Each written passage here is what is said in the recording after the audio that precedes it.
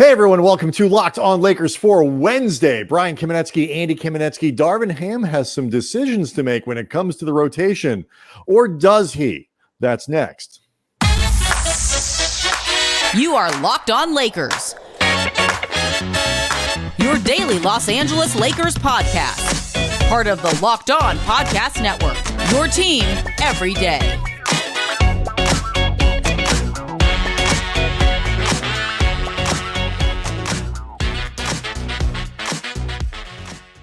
Thanks to everybody for making Locked On Lakers your first listen of every day, Monday through Friday, no matter how or where you get your podcasts. This one is always going to be free and never behind a paywall. Locked On Lakers on YouTube is where you can go hang out with over 23,000 subscribers, all of whom, Andy, are excited for the second half to kick in. We're actually legitimately excited because, I don't know, 2 weeks ago, 3 weeks ago, it looked like maybe that wouldn't be the case, that people would be looking to these last 20-something games with dread and fear. But instead, that hot streak before the break has changed the attitude, to say the least. Do want to let everybody know that today's episode is brought to you by FanDuel. Make every moment more. Right now, new customers get $150 in bonus bets with any winning $5 bet. That's $150 if your bet wins. Visit FanDuel.com/lockedon to get started. So we'll get to this rotation question here because as the second half, technically not mathematical, but everybody understands, gets going, the Lakers are expected to, at some point, if not on Thursday, relatively soon, welcome back Max Christie and Cam Reddish to the lineup. And perhaps, hopefully, maybe before the end of the year, Gabe, Vincent, and Jared Vanderbilt. But I do think it is worth getting into how, for a second here before we start, just how much different the second half of the season is shaping up to be. I keep putting my flag there, post Boston as opposed to before, and the difference in what this stretch run could have looked like had the Lakers not switched the vibe thing around before they got to the All-Star break. Yeah, I think if this season ends up being memorable for whatever reasons that are positive, you're going to look back on that.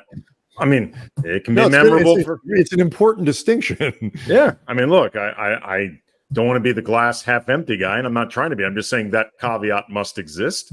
But I think if there's going to be a few different flashpoints, I think, of this season when people, look to do the historical record of it. But I think one big part of it is going to be that Boston game, because there had been so much negativity swirling around it. And, LeBron's "do your job" statement, and you had the hourglass tweet, and you had a lot of very obvious grumbling from players beyond the, unnamed sources reports. That was pretty clear. A lot of players did not like the direction that Darvin was shepherding the team, and a lot of the decisions that he was making, a lot of lineup constructions, things like that. Even the stuff that you take into account, like Jared Vanderbilt missing the first 20 games of the season, out of Darvin's control. There was just a lot of negativity swirling. You go into Boston, arguably the best team in the entire league so far this season. Sorry, but true.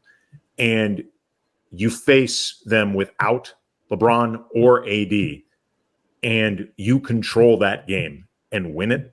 And then it sparks the win in New York and the way that they have played down the stretch since then. I think that game's going to be looked back upon as really like a turning point, potentially, or something that was like a come to Jesus moment of, okay, what are we doing with this season? Like, are we just going to grumble it away, passive aggressively pout it away, just phone it in, check out, or are we going to try to do something with it? Mm-hmm. And that, it didn't require just change from the players. It required some change from Darvin as well. But I think everybody in that moment came together. And what's funny is it's not like the Lakers hadn't played any games well before then, but there still had just been this malaise, even when they were winning games. That seems to have changed. And the two that preceded that game were awful. they got blown out in both games, and then with the expectation that the same thing was going to happen.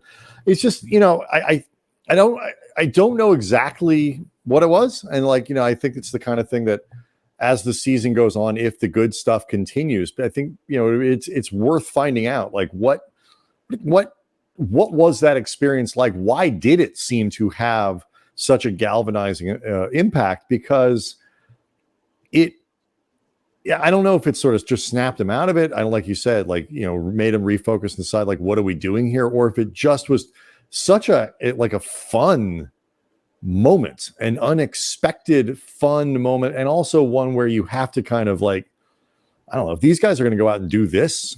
Maybe when everybody's back, maybe there really is something to play for here. A restoring of confidence, but let's say they're 500 instead of 4 games over 500. It's they're still kind of right where they are in terms of the play-in. They're not that much different, or they're 2 games over instead of 4, whatever it is. I mean, if they were 500 really quickly, if they're 500, it would just be flip-flop with Golden State. They'd be the 10 instead of the 9. Right. It's or they're 2 games over, or whatever it is. Pick it to where it's not, they don't go on the little run, but the record's not terrible. They didn't lose every game going into it. It's still it was night and day. And then we started to see over the All-Star break reports of the vibes have really changed. People are much happier and so on, which you expect from winning. But to sit on that week, if they had lost or been 500 or barely squeaked by, Charlotte or blew a couple games after, you beat Boston and New York, but you give one right back, let's say, but they didn't do any of that. Even the Denver game, which was, the only loss that they've had in that stretch, came without LeBron, and it came with giving themselves a great opportunity to win after making a big comeback.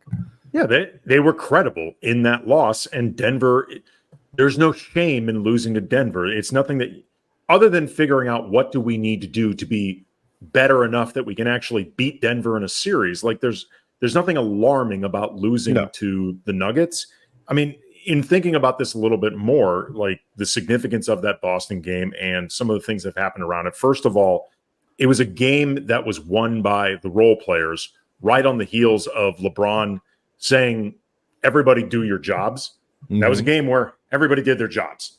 You cannot complain about the jobs that anybody among the role players did in that game. So it was sort of message sent, message received.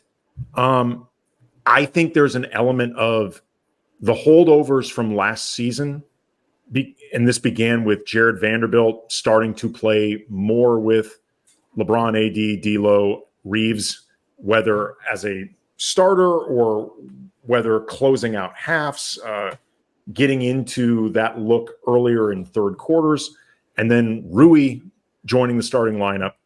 Beyond the ways that I think it has helped the team, and that obviously makes guys happy, I think they got happier because it's what they wanted. They actually just got what they wanted. And I think there's an element of look, this is how we think we're best.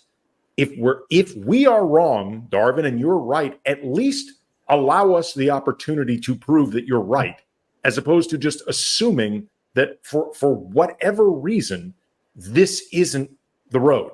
This isn't the formula. And I think they were happy in a lot of ways just getting what they wanted. I think you're right. And I think that is what...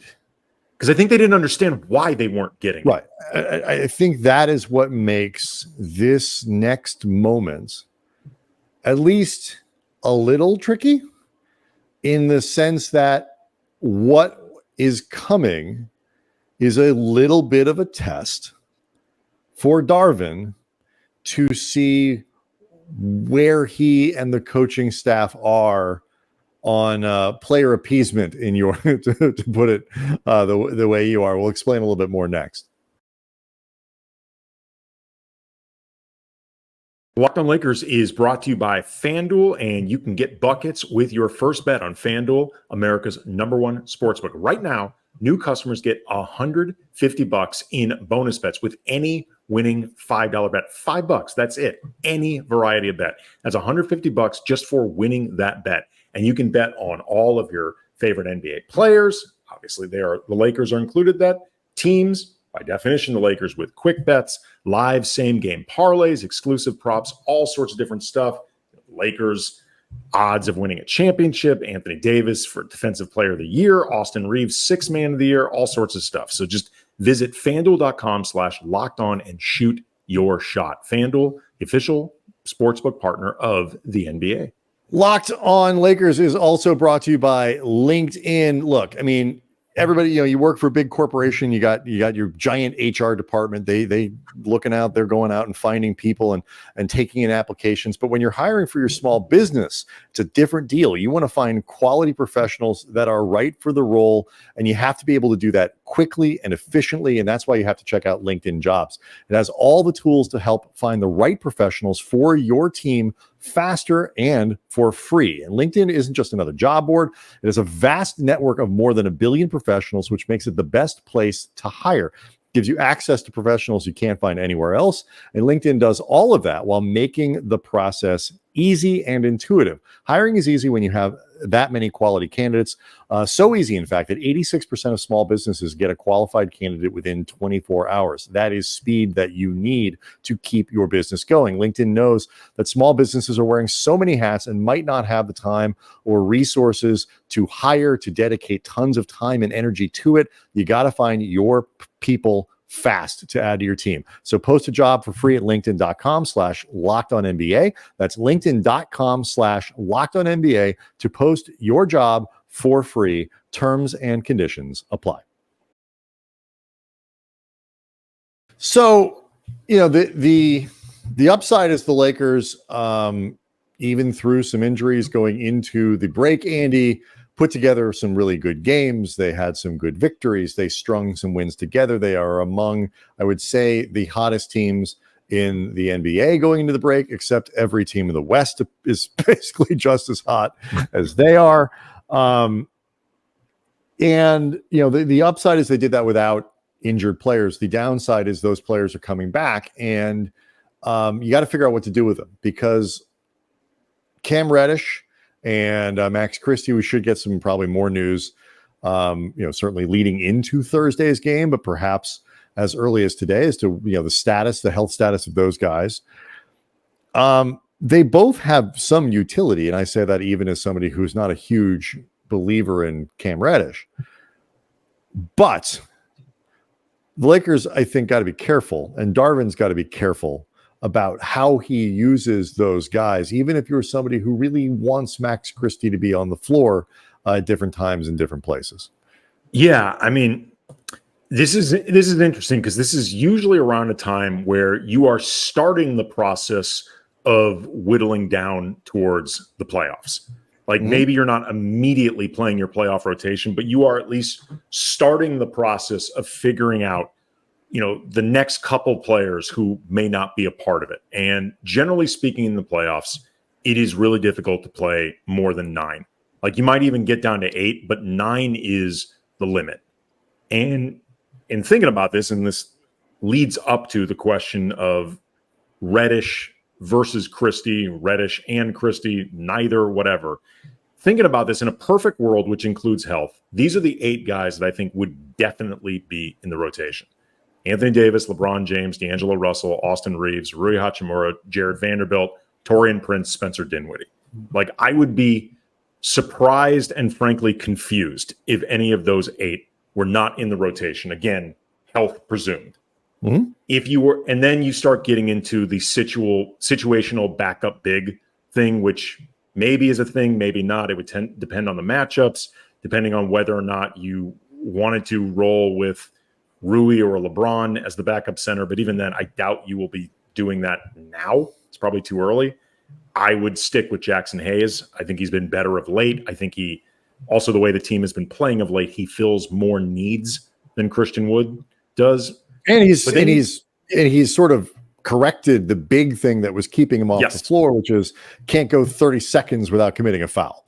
Yeah, absolutely. And once fouling is not an issue, Jackson Hayes, he's still not a perfect player, but he is a far less flawed player than he was before. And he's actually the last handful of games been really, really good. Yeah. You see why teams find him intriguing. Right. Well, because the Lakers and the Lakers can tailor his job to be very simple and very straightforward, and really go be a true energy player. Grab some rebounds, try to defend the rim, set some screens, whatever, but just don't do that while picking up 6 fouls in 14 minutes. Right. And then from there's the questions of Vanderbilt potentially being back this season or not, Gabe Vincent being back this season or not. I feel like unless Vincent's going to be back really quick, I don't think he's an option for this season. I think there's not going to be enough time to reacclimate him, and assuming D'Lo, Reeves, Dinwiddie, and LeBron as a ball handler, I don't know where Vincent even fits in.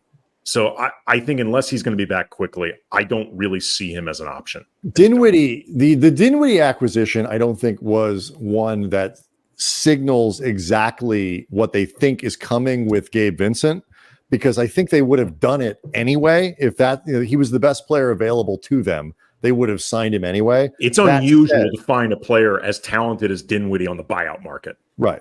So that said, to your point that it can be hard to play more than 9 guys in the playoffs, and oftentimes you'll see coaches go down to 8 really for functionally. It can also be really hard to play 4 guards. And so there's going to be a 4th guy who isn't going to play, and it would be unlikely that would be Spencer Dinwiddie. Right. I mean, but it's those guys in my mind are so far in the distance. Like, we're not sure. Did they when last we saw Jared Vanderbilt, it was, we don't think he needs season-ending surgery yet, and we're hopeful he won't have to. That's a long way from we think he's coming back sometime soon. Right. Vando, obviously, if you can get him back, he's been with this team enough, and he provides such an important utility. You want him to play. But if he's not an option, then it really does start turning into what I think should be a choice between Christie and Reddish. I don't think you can play them both. I think you have to make a choice between one or the other to make sure everybody gets enough rhythm, everybody gets enough flow. If I had to choose between the two, I would choose Christie. I think he is a little bit more predictable, and I think he is easier to slot in, especially with Dinwiddie now there and the asks of Christie being lessened, where he can play to more of his direct strengths. I think you can make an argument, though, for Reddish. And the argument would be he's more experienced than Christie, but also he's much bigger. He's got like about 2 inches and 30 pounds on Christie. And if you were thinking specifically about some of the matchups that you would be trying to have Vanderbilt take on specifically, you can make an argument that from a physicality, size, and length standpoint, which is something the Lakers are looking to impose a lot anyway, especially as they seem to be playing a little bigger these days, more minutes for Rui, that sort of stuff. You can make an argument there that Reddish fills that role of Vanderbilt cleaner than Christie does. Yeah. Like that specific thing. Again, I would still choose Christie, but either way, you have to choose one or the other.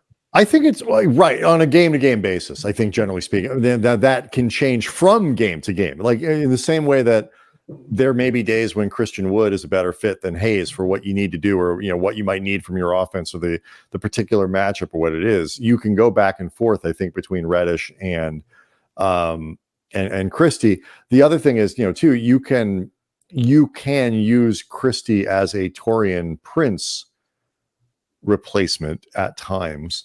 In a cleaner way, at least offensively, than Reddish, because at least, if you want the spacing to some degree that Prince provides, you get, I think, more of that from that Christie. may be true, but there's no reason to take Prince out of the rotation.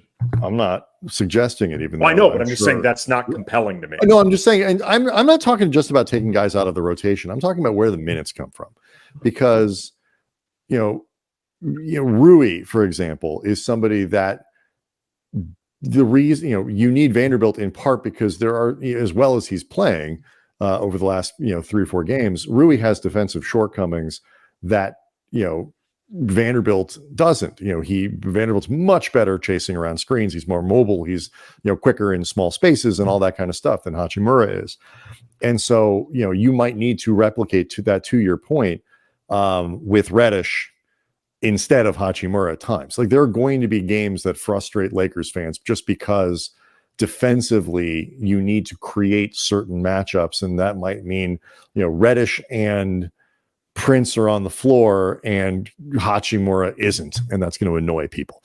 What I hope though, and I think, and this gets back to your point that you were making at the beginning of the show.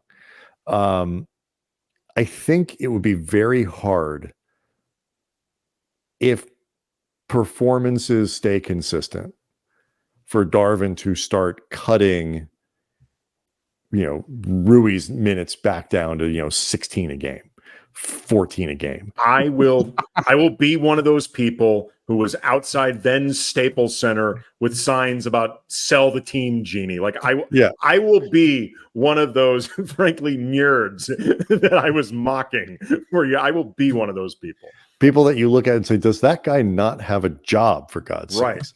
And I'll just have a T-shirt on that says, "I make my own hours." That's right. So, self-employed. Yeah.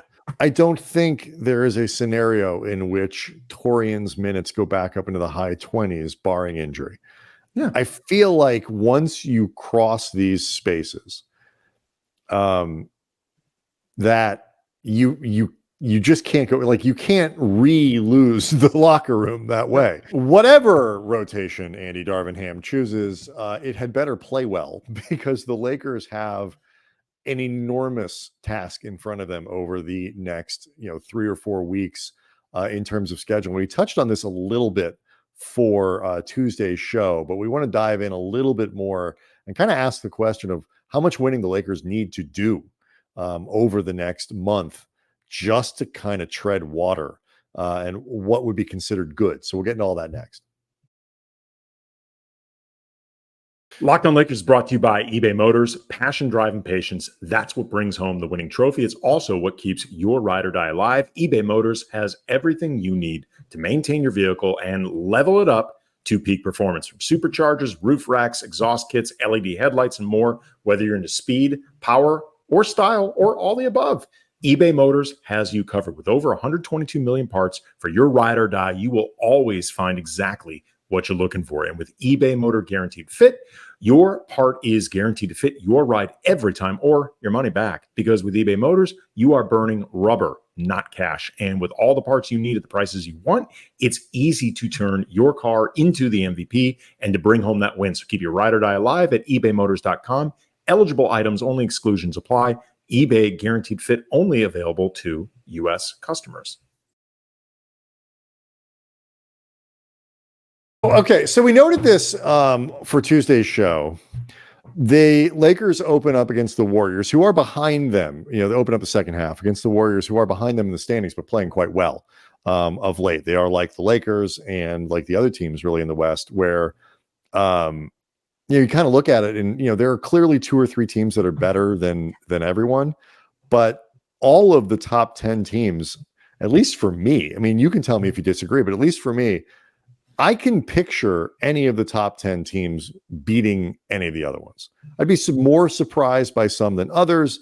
Certain matchups would make it harder. But if you told me if the Warriors keep playing the way they are over the last week or a week and a half, if they kind of keep that up for the rest of the season, more or less, that they could win a series against, a higher level team, I'd be like, sure, of course they can. Steph, Draymond, you get, one more good series out of Clay, whatever it is, I mean, yeah, I don't have trouble seeing that. I feel that way about basically every team in the West. Yeah, I agree with you. Some are easier to see than others or talk yourself into, but I think it's going to be an extremely matchup dependent Western Conference playoffs. Like, for example, Oklahoma City, I think on balance has been a better team than the Lakers. They're 20 games above 500 as of this recording. Shai Gilgeous-Alexander. That's a bold statement. On balance, you think the Warriors, the Thunder have been better. Okay, hot takes. Absolutely, man. F your fear, man. I say what I think. But Shai Gilgeous-Alexander could end up MVP. He's having due respect to Anthony Davis, he's having a better season than anybody on the Lakers. That team is well constructed. They're clearly not afraid. Their learning curve appears to be pretty quick. But the Lakers have played them really well.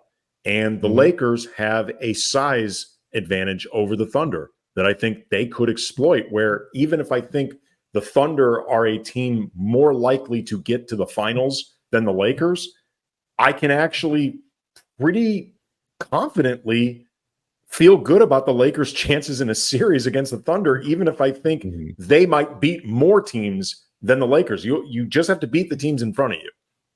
Yeah, and the Lakers already own the tiebreaker on the Suns, who have played better, but I like the way the Lakers match up there. They own the tiebreaker over the Pelicans. The Pelicans are probably the one team that I don't really buy yet, just mostly because they haven't done it. They've been pretty good when everybody's helpful, but they just haven't done it yet. Intriguing little nugget. The Lakers' last game of the season is against the Pelicans, and they currently own the tiebreaker over them. That's right. So I like the way, the Lakers have played this is what's crazy about the Lakers. They've kind of played a lot of the good teams pretty well. They played Minnesota pretty well this year. They've played, they had a tight game against Denver, although, that matchup has been decidedly lopsided of late, I will admit. They beat the Clippers, although I don't like that matchup for the Lakers very much, especially unless, guys come back healthy. But the point being is seeding is going to matter. But matchups are going to matter probably more. And, to some degree, that's just going to be random stuff that comes down to the end of the year. And plus then throw in Dallas, who, they've so remade themselves. I don't know what they're going to be, but either way, I think it's pretty clear the Lakers, if nothing else, would love to get to the top half of the play-in. And whether they can do it will likely be dependent on the next dozen or so games. Warriors on Thursday, Spurs on Friday. Better win that game, but it is the second night of a back-to-back. Come back on Sunday against the Suns. Then you play the Clippers. Then you play the Wizards. Better win that game. It is the second night of a back-to-back. Then you've got the Nuggets, the Thunder, the Kings, the Bucks, the Wolves, the Kings again, the Warriors. That's like 8 playoff teams in a row before you see the Hawks and a slumping Sixers team. And then you get the Pacers and the Bucks again. And so that is really difficult to play 500 ball through that stretch. You're going to definitionally need to beat 5 or 6 playoff teams. If the Lakers can be over 500 in that stretch, that is incredibly impressive and bodes well for what's coming.